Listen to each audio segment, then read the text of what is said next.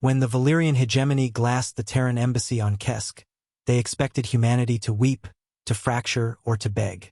They didn't expect the absolute silence that followed. They didn't expect that 3 minutes later, every single human vessel in the galaxy would simultaneously rewrite its navigation coordinates. The diplomatic station orbiting Kesk Prime was supposed to be a sanctuary, a gleaming monument to the wider galaxy's tentative acceptance of humanity.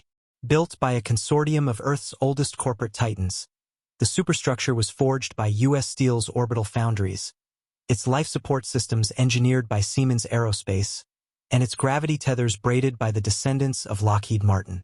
The Terran Embassy was a marvel of human resilience. It housed 4,000 souls. Diplomats, yes, but also their families, scientists, botanists trying to adapt Earth crops to alien soil, and children who had never breathed unfiltered atmospheric air.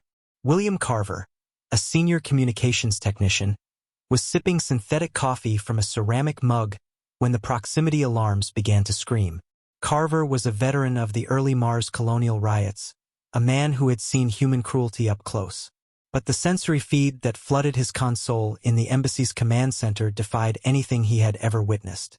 Out of the void, slipping through the local jump gate without a single broadcast transponder code, came the vanguard of the Valyrian Hegemony. They were an ancient, imperious species, apex predators of a dozen star systems, entirely convinced of their divine right to rule the Orion Spur. Their ships were jagged obsidian monoliths that drank the starlight, bristling with plasma lances and gravimetric torpedo bays. Unidentified vessels, you are entering restricted diplomatic space, Carver broadcast, his fingers flying across the haptic keyboard.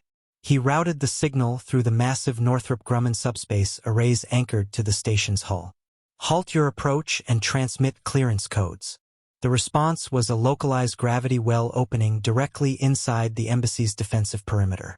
"They're charging weapons," whispered Lieutenant Arthur Hayes, the tactical officer on duty, his face draining of color. "Shields are coming up, but my God, the energy spikes. They're not targeting the military docks. They're aiming at the habitation ring. Broadcast an unencrypted distress signal," Carver ordered, slamming his fist onto the emergency lockdown protocol. Heavy blast doors, stamped with the faded logos of ancient Earth manufacturing plants, slammed shut across the station. "Send it on every frequency, narrowband, wideband, slipspace, everything. Tell Fleet Command." Before Hayes could finish the transmission, the Valyrian dreadnoughts fired. There was no grand battle, no valiant stand. The alien plasma lances struck the habitation ring with the kinetic force of a small moon. The reinforced plastisteel shattered like cheap glass. Carver was thrown violently against his console as the artificial gravity generator screamed and died. Emergency red lighting bathed the command center in a hellish glow. Through the reinforced viewport, Carver watched in paralyzed horror as the residential sector of the embassy, home to thousands of non-combatants, families, and civilians, was neatly severed from the main station. The detached ring tumbled into the vacuum. Then the Valyrian ships fired a secondary volley of thermal charges directly into the spinning debris. The resulting explosion incinerated every living soul inside. "They're dead," Hayes choked out, blood leaking from a gash on his forehead. "They're all dead, Carver. The ambassador, the families, gone." Carver didn't scream. A cold, absolute clarity washed over him. The Valyrians hadn't come to conquer. They had come to exterminate, to make an example of the upstart primate species that dared claim a seat at the galactic table. "Reroute all remaining station power to the comms array," Carver said, his voice terrifyingly calm. "Carver, the core is destabilizing. We have less than 2 minutes before the station goes critical." "I don't care. Route it," Carver roared. He pulled up the raw, unfiltered telemetry of the attack. He bundled the sensor logs, the visual feeds of the children's ward turning to ash, the energy signatures of the Valyrian weapons, and the unprovoked nature of the slaughter. He didn't just send it to Earth Fleet Command. He bypassed the military encryption entirely. He sent it to the civilian extranet. He sent it to the deep space mining relays, the orbital trading posts, and the commercial buoys. He broadcast the death of the Terran Embassy to the entire human race. On the bridge of the Valyrian flagship, Warlord Kale looked down at the tactical display with a sneer of utter contempt. The primate structure is crippled. Their distress cries are filling the subspace. Weakness. Shall we silence the core, Warlord? His tactical officer asked. Let it burn, Kale dismissed, turning his back on the viewport. Let the remnants of their species find the ashes. We have shown them the price of audacity. They will cower in their home system, as all lesser prey does. Back on the dying station, William Carver watched the transmission progress bar reach 100%. The Valyrian ships were already turning away, arrogant and dismissive. Carver picked up his coffee mug, which had miraculously survived the initial blast, and looked out at the approaching fires of the destabilizing core. Message sent. Arthur, Carver whispered to the young lieutenant, who had stopped breathing beside him. Let's see what the apes do now. A second later, the Terran Embassy was consumed in a brilliant, silent sphere of nuclear fire. The transmission hit Earth like a localized seismic event. At the United Nations Fleet Headquarters in Geneva, the strategic holodeck glowed a violent crimson as the telemetry from Kesk decoded. Admiral David Caldwell, a man whose chest was heavy with medals from the Jovian separatist wars, stared at the frozen holographic projection of the Valyrian plasma lances tearing through the embassy's habitation ring. The room, filled with the highest-ranking military minds on the planet, was dead silent. Casualties? Caldwell finally asked, his voice like grinding stone. Total, sir, replied Commander Sarah Jenkins, her hands shaking over her datapad. 4,212 citizens. No escape pods were launched. The Valyrians used a localized gravity dampener to prevent civilian evacuation. The Secretary-General of Earth, a polished politician named Robert Hughes, leaned heavily against the table. This is an act of war, unprovoked. We need to convene the General Assembly. We need to draft a formal declaration and mobilize the First and Third Fleets. There is no time for the General Assembly, Caldwell interrupted, never taking his eyes off the burning wreckage. By the time the politicians finish clearing their throats, the Valyrians will be fortifying the Kesk system, daring us to take it back. They want us to respond with a measured, bureaucratic military strike. They want to draw us into a protracted border war where their superior numbers can grind us down. Then what do you suggest, Admiral? Hughes demanded, his voice rising in panic. We only have 80 dedicated warships in the sector. The rest are in dry dock or patrolling the outer colonies. Caldwell looked up, a terrifying fire kindling in his gray eyes. We don't just send the military, Robert. We send everything. But before Caldwell could issue the order, Commander Jenkins gasped. Admiral, you need to look at the civilian traffic grid. Above the holodeck, the tactical map of the Orion Spur expanded. It was a web of blue dots representing the massive, sprawling network of human commerce. For a century, humanity's greatest strength hadn't been its military. It had been its industry. There were millions of human vessels out there in the dark. Jenkins flicked a switch, and the data from William Carver's final unencrypted broadcast overlaid the map. The civilian sectors had received the video. Deep in the asteroid belt of Alpha Centauri, the Leviathan, a colossal Class 9 hauling freighter owned by Maersk Interstellar, was midway through a crucial supply run. The ship was 3 kilometers long, essentially a flying city of cargo containers powered by 4 massive SpaceX Alcubierre drives. Captain Rachel Cole sat in her command chair, the greasy remnants of a synthetic burger in her hand, as the emergency broadcast overrode the ship's internal entertainment feed. The bridge crew, a rough-and-tumble assembly of engineers and navigators, went completely silent. They watched the Terran Embassy shatter. They watched the Valyrian thermal charges incinerate the civilian sector. Captain, her first mate, a grizzled man named Miller, said quietly, "That was Kesk, my sister's husband." They were stationed on the botanical deck. Rachel Cole stared at the screen. She didn't cry. She didn't panic. A primal, ancestral rage buried deep within the DNA of every human being began to surface. She looked at the telemetry data Carver had attached to the video. She saw the Valyrian fleet coordinates. "Miller," Cole said, dropping her food. "What is our current cargo?" 80,000 tons of refined titanium and 30,000 tons of high-yield mining explosives bound for the Sirius shipyards. Miller replied, his voice tightening. "Dump the titanium," Cole ordered. "Keep the explosives. Spool up the Alcubierre drives. Override the safety governors. Captain, if we dump the cargo, Marisk will bankrupt us. And if we override the governors, the core might melt down." "I don't give a damn about Marisk," Cole snarled, her hands flying across her command console. "They just burned our people, Miller. Kids, diplomats, unarmed civilians. You think I'm going to haul freight while those alien bastards celebrate?" Across the galaxy, similar conversations were happening in thousands, then tens of thousands, of cockpits, bridges, and command centers. On a deep space tritium mining rig operated by the descendants of Rio Tinto, Chief Engineer Thomas Wright watched the feed. He looked at the massive kilometer-long plasma cutters used to crack asteroids. "Disconnect the tethers," Wright barked into his comms. "Mount the mining lasers to the forward thrust gimbals. We're taking the rig into slipspace."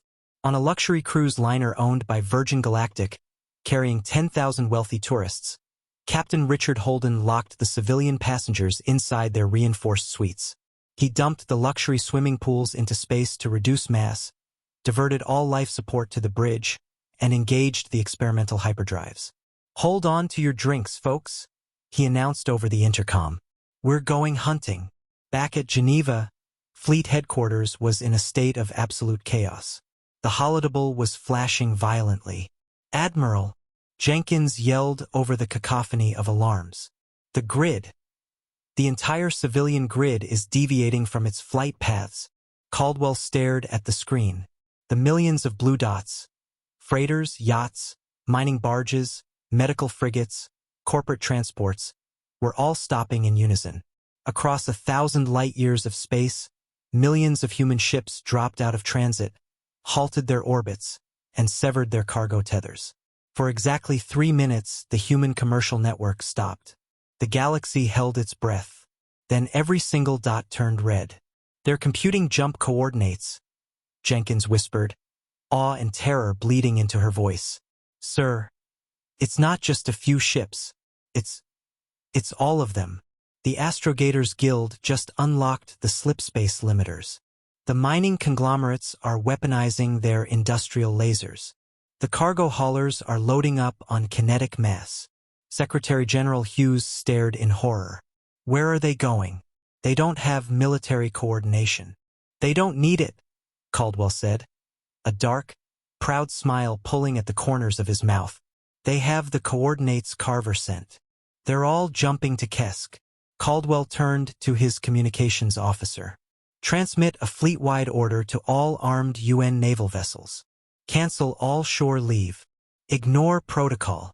You are to rendezvous with the civilian swarm at the Kesk perimeter. God help the Valyrians. They didn't wake a sleeping giant. They woke a swarm of locusts." Kesk Prime's orbit was a graveyard. The debris of the Terran Embassy floated silently through the void, sparkling with frozen atmosphere and the frozen blood of 4,000 humans. Warlord Kale stood on the bridge of the Valyrian flagship, the Obsidian Crown, watching his fleet maneuver into a defensive blockade formation. He had 60 dreadnoughts and 200 support corvettes. It was a force capable of subjugating entire star systems. He was entirely unconcerned. "The human military structure is fragmented," Kale lectured his tactical officer, a young Valyrian named EXOR. "Their central command will take weeks to authorize a counterattack. And when they do, it will be a pathetic display of their outdated kinetic weapons. We hold this ground. We establish Kesk as a Valyrian outpost. And we wait for their surrender." "Warlord," EXOR interrupted, his mandibles clicking nervously. "The deep space sensor buoys are registering anomalous readings. Gravimetric distortions. A lot of them." Kale frowned. "A human fleet already?" I am not sure, sir. The readings do not match human military profiles. The mass is wrong. The energy signatures are erratic.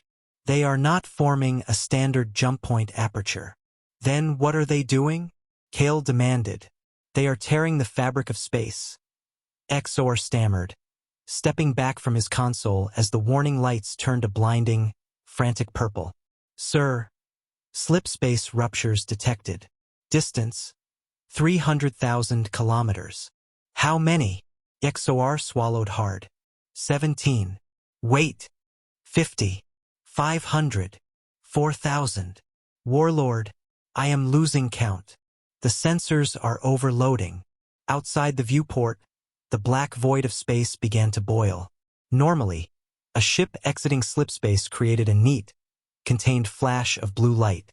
But this was not a neat military maneuver. This was a brutal, synchronized tearing of physics. The space around Kesk Prime turned blinding white as thousands upon thousands of human slipspace drives ripped their way back into real space simultaneously. The sheer gravimetric backlash pushed the Valyrian dreadnoughts backward, their inertial dampeners screaming in protest. When the light faded, Kale's jaw dropped. It was not a fleet. It was a wall of metal that blotted out the stars. There were standard military vessels, yes, sleek gray UN cruisers bristling with railguns, their hulls painted with the faded flags of old Earth nations.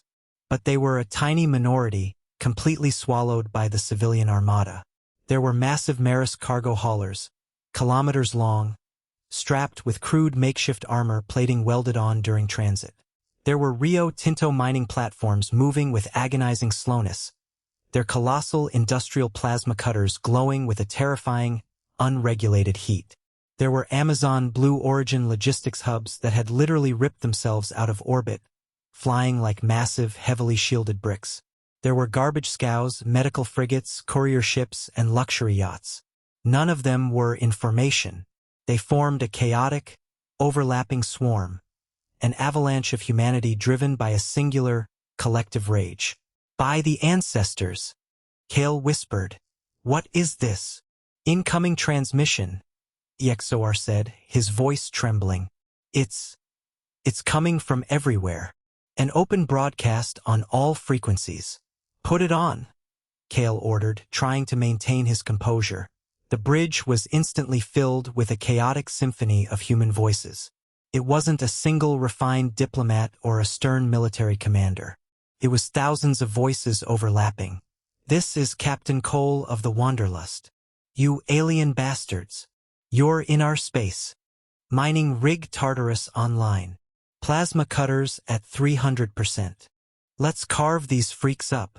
UN Fleet Vessel Retribution holding the line. Civilian ships, advance on our mark. For Carver. For Kesk. Ramming speed, you sons of. Ramming speed. Warlord Kale's blood ran cold. This wasn't an organized military strike. It was a riot.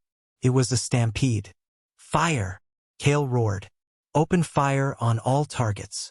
Disperse them. The Valyrian fleet unleashed a devastating volley of plasma lances and thermal charges. The void lit up with the fury of a dying sun. The alien weapons struck the vanguard of the human swarm. Dozens of civilian ships were instantly vaporized. A medical frigate shattered into a million pieces. A courier ship simply ceased to exist. But the human swarm didn't flinch. They didn't scatter. They didn't even attempt evasive maneuvers. They simply accelerated. For every ship the Valyrians destroyed, 10 more pushed past the wreckage. The Maersk freighter Wanderlust, under the command of Rachel Cole, absorbed a glancing blow from a plasma lance that melted half of its superstructure. Sirens wailed across her bridge. Fires broke out on the lower decks. But Cole didn't even blink. Divert all auxiliary power to the forward thrusters, she screamed over the noise of venting atmosphere. Arm the mining explosives in the cargo bays. Captain, we don't have launch tubes. Miller yelled back, blood streaming from his nose. I know, Cole snarled, a savage, bloodthirsty grin spreading across her face. Set them to detonate on impact. We aren't shooting them, Miller. We're delivering them. The Wanderlust, an 80,000-ton behemoth of civilian commerce, fired its main drives, surging forward ahead of the military cruisers. Kale watched in absolute disbelief as the massive, ungainly freighter charged directly toward his flagship. "Target that vessel," Kale shouted. "Destroy it." 3 Valyrian dreadnoughts focused their fire on the Wanderlust. The freighter's forward shields, never designed for combat, collapsed instantly. The hull began to melt, sloughing away into space. The ship was dying, breaking apart under the sheer volume of enemy fire. But it was too large, and it was moving too fast. "Brace for impact," Kale screamed. The Wanderlust didn't try to break. It didn't try to turn. Captain Rachel Cole drove her burning, disintegrating ship directly into the side of the nearest Valyrian dreadnought. The physical impact alone was catastrophic. The armored hull of the Valyrian ship buckled, the kinetic force snapping its spine. Then the 30,000 tons of high-yield mining explosives stored inside the Wanderlust's cargo bay detonated. The explosion was magnificent. A blinding sphere of blue-white fire swallowed both the freighter and the Valyrian dreadnought, sending a shockwave through the vacuum that knocked 2 other alien ships out of alignment. It was a suicide run, a perfectly calculated, utterly insane act of sacrifice. As the light from the explosion faded, Kale realized with creeping existential horror that the Wanderlust was only the first. Behind the expanding cloud of debris, hundreds of other massive industrial ships were accelerating, their engines burning with the same suicidal fury. The Rio Tinto mining platforms activated their kilometer-long plasma cutters, slicing blindly through the Valyrian lines like scythes through wheat. Tiny courier ships attached themselves to the hulls of alien corvettes and deliberately overloaded their own reactor cores. The Valyrians had expected a chess match against a measured, logical military opponent. Instead, they found themselves locked in a cage with a cornered, rabid animal that didn't care if it bled to death, as long as it tore out its enemy's throat in the process. Admiral Caldwell, watching the carnage from the bridge of the UN dreadnought Aegis, felt a cold sweat break out across his neck. He was a master of tactics, of flanking maneuvers, of firing solutions. But there were no tactics here. "Admiral," Jenkins said softly, watching the tactical display as civilian ships traded their lives for breaches in Valyrian hulls. "They're destroying the enemy fleet, but the casualties." "I know," Caldwell said quietly, removing his cap in a gesture of profound, terrified respect. "Every single civilian captain out there knows exactly what they are doing. They are making sure the galaxy never, ever touches one of our embassies again." He placed his cap back on his head. His eyes hardened. "We are not going to let them die alone, Jenkins. All UN military vessels, break formation. Follow the civilians into the breach. Give them covering fire. We tear the Valyrians apart down to the last bolt." The Battle of Kesk was no longer a military engagement. It was a slaughter, and the Valyrians, for the first time in their ancient, arrogant history, began to understand the true meaning of fear. They weren't fighting humanity's navy. They were fighting humanity's wrath. And the swarm was just getting started. The Battle of Kesk was no longer a tactical engagement. It had devolved into a meat grinder, a chaotic maelstrom of debris, plasma fire, and unyielding human fury. The Valyrian dreadnoughts, masterpieces of alien engineering designed to dominate from a distance, were entirely unequipped for point-blank, suicidal brawling. Warlord Kale gripped the edges of his command console aboard the Obsidian Crown. His predatory composure shattered. Outside the viewport, a nightmare was unfolding. "Route power to the starboard shields," Kale screamed, his voice cracking. "Swarm! Divert the swarm! We cannot target them, Warlord," XOR shrieked, his mandibles trembling violently. "They are too small. They are too many." A massive fleet of uncrewed logistics drones bearing the faded liveries of Amazon Interstellar and FedEx Orbital dropped out of slipspace. Normally, these drones delivered medicine, machine parts, and luxury goods to the outer colonies. But some enterprising human software engineers, working from a server farm on a distant moon, had patched their navigation software in real time. They had inverted the collision avoidance algorithms. Instead of avoiding mass, the drones sought it out. Hundreds of thousands of automated shipping containers, each weighing 20 tons and moving at a fraction of light speed, descended upon the Valyrian fleet like a cloud of steel locusts. They didn't carry explosives. They didn't need to. Kinetic energy did the work.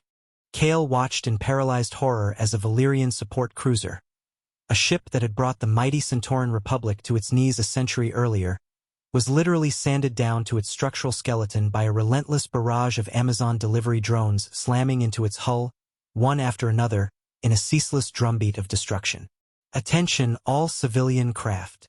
This is Admiral Caldwell of the UN Aegis. We are reading massive localized radiation spikes from the Valyrian flagship. They are spinning up a singularity drive. They are attempting to retreat. The broadcast crackled across the open frequency.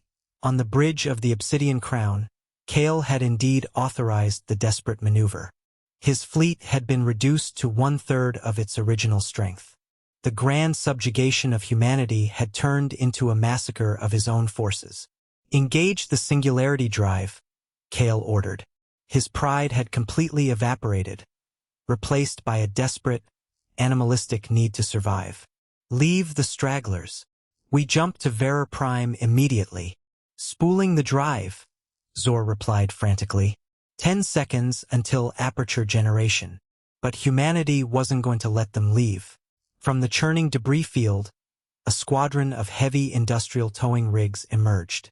Built by Caterpillar Aerospace, these bulky, ungraceful machines were designed to drag rogue planetoids out of commercial shipping lanes. They were slow, heavily armored, and equipped with the strongest gravimetric tethers ever conceived by human science. Tether. Actual. This is Chief Engineer Thomas Wright. A voice buzzed through the localized comms net. Rio Tinto miners and Caterpillar tugs, synchronize your harpoons. Let's tie this ugly bastard down. Before the Obsidian Crown could open its slipspace aperture, 12 Caterpillar towing rigs fired their gravimetric harpoons. Thick, shimmering beams of concentrated gravity slammed into the Valyrian flagship's hull, locking onto the obsidian armor. Warlord, Zor screamed. We are anchored. The localized mass has increased by 400%. If we activate the singularity drive now, it will tear the ship in half. Sever the tethers. Shoot them down, Kale roared. Our point defense cannons are offline. The human drones jammed them. The mighty Valyrian flagship was dead in the water, suspended like a trapped beast inside a web of gravity beams. And creeping down the length of those invisible tethers came the Rio Tinto mining platforms. Thomas Wright, wearing a heavy radiation-shielded EVA suit, stood inside the airlock of his mining rig as it clamped onto the hull of the Obsidian Crown. He wasn't carrying a plasma rifle or a military sidearm. He was holding a handheld industrial plasma cutter, a tool designed to shear through titanium-laced bedrock. Behind him stood 30 roughneck asteroid miners armed with fusion welders, pneumatic rivet guns, and explosive seismic charges. Breach the hull, Wright ordered. They didn't search for an airlock. They didn't attempt to hack the alien security systems. The miners simply pressed their industrial cutters against the flagship's reinforced armor and melted their way inside. The interior of the Obsidian Crown was a dark, elegant sanctuary of alien aesthetics, filled with smooth curves and violet lighting. That elegance was brutally violated as a section of the corridor wall glowed white-hot, bubbled, and exploded inward in a concussive wave of expanding oxygen. Wright stepped through the breach, the heavy boots of his EVA suit clanking ominously across the polished deck. Valyrian security forces, tall and imposing in sleek combat armor, rushed down the corridor, firing rapid bursts of localized plasma. The plasma splashed harmlessly against the miners' heavy, heat-dispersing industrial shielding, gear designed to withstand the ambient temperatures of a star's corona during deep solar extraction operations. Clear the hall, Wright grunted. A miner stepped forward, hoisting a pneumatic seismic charge intended for deep core blasting. He tossed it down the corridor. The resulting detonation didn't just kill the Valyrian guards.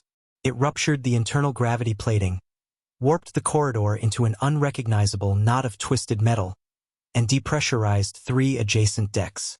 This was the terrifying reality the Valyrians had failed to calculate. They had prepared to fight soldiers. They were unprepared to fight laborers, mechanics, and engineers who viewed an alien dreadnought not as a military objective, but as a dangerous structural demolition project. Up on the bridge, the internal klaxons were deafening. "They have breached the lower decks," Exor wept, staring at the internal security feeds. "Warlord, they are not taking prisoners. They are systematically dismantling the primary power conduits.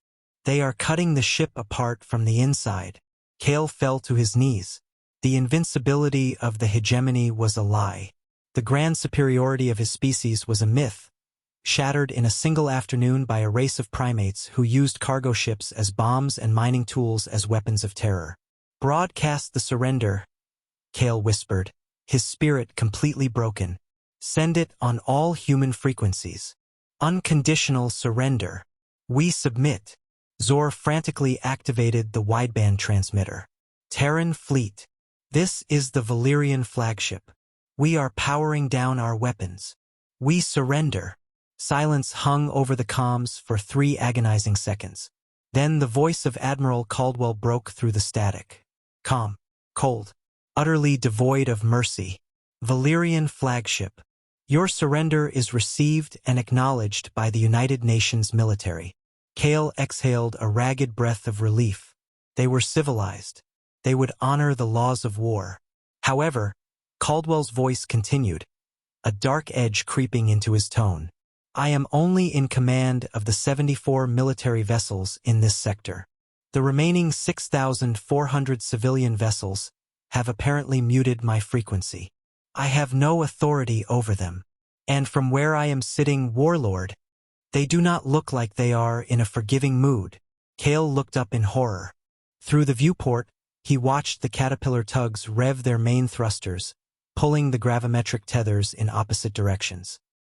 He heard the screaming of his own ship's bulkheads as the metal groaned and snapped.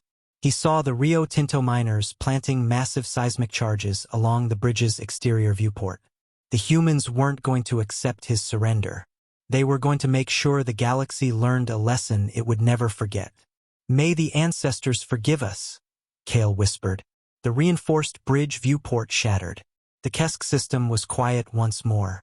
But it was a different kind of quiet. It wasn't the peaceful, pristine silence of an untouched star system. It was the heavy, suffocating silence of a graveyard. The orbital space around Kesk Prime was choked with a massive ring of debris, a swirling monument of shattered plastisteel, frozen coolant, and the twisted wreckage of the entire Valyrian vanguard fleet. On the bridge of the UN Aegis, Admiral David Caldwell stood with his hands clasped behind his back, looking out over the carnage. The emergency lights of thousands of civilian rescue pods and salvage rigs blinked like fireflies in the darkness. Commander Sarah Jenkins approached, handing him a digital datapad. Her uniform was disheveled. Her face was pale, reflecting the exhaustion that had spread throughout the human fleet. "The tactical assessment is complete, Admiral," Jenkins said softly. Caldwell looked down at the tablet. He read the civilian casualty numbers, feeling a heavy weight settle in his chest. 85,000 ordinary men and women, cargo haulers, mechanics, tour guides, and miners, had driven their ships into the fire, knowing they would never return home. They had traded their lives to draw a line in the sand. 85,000, Caldwell muttered. "The politicians back in Geneva are going to be horrified." "With respect, sir, the politicians in Geneva don't matter today," Jenkins replied, her eyes fixed on the debris field. "The rest of the galaxy is watching." She was right. The Kesk system sat on the edge of neutral space, heavily monitored by automated sensor buoys belonging to a dozen different alien empires. The Valyrians had chosen it precisely because of its visibility. They wanted an audience when they humbled humanity. Instead, the audience witnessed a tragedy of terrifying proportions. They watched a decentralized, chaotic swarm of human commerce transform into a coordinated weapon of mass destruction within minutes. They watched the apex predators of the Orion Spur get torn apart by delivery drones, towing tractors, and mining explosives. "Have the Valyrians attempted to contact us?" Caldwell asked. "No, sir," Jenkins replied. a hint of grim satisfaction in her voice. Our deep space listening posts indicate total panic throughout their core systems. Their hegemony relied on the invincibility of that vanguard fleet. With Kale dead and the fleet destroyed, 3 of their subjugated worlds have already initiated armed rebellions. The Valyrians are now fighting for their own survival. And the other species? Total silence, Admiral. We are receiving diplomatic pings from the Centauran Republic, the Vesk, and the Allari Syndicate. They aren't threats, sir. They are inquiries. They want to know our territorial boundaries so they can ensure they never accidentally cross them. Caldwell nodded slowly. Tell them our boundaries remain unchanged. Tell them we are a peaceful species of traders, explorers, and builders. But send them the unedited sensory data from the battle. Let them see what happens when our peace is broken. In the weeks that followed, the wreckage of the Valyrian flagship, the Obsidian Crown, was not left to drift. Humanity didn't build a monument of marble or gold to remember the fallen of the Terran Embassy. Instead, the surviving caterpillar towing rigs and Rio Tinto miners dragged the shattered prow of the Valyrian dreadnought into a stable orbit directly above the ashes of the destroyed embassy. They welded it permanently into place. A massive, jagged section of black armor, forever scarred by industrial plasma cutters and kinetic impacts. A single high-powered UN beacon was attached to it, broadcasting one repeating message across every known galactic frequency in every alien language. It was not a poem. It was not a plea for peace.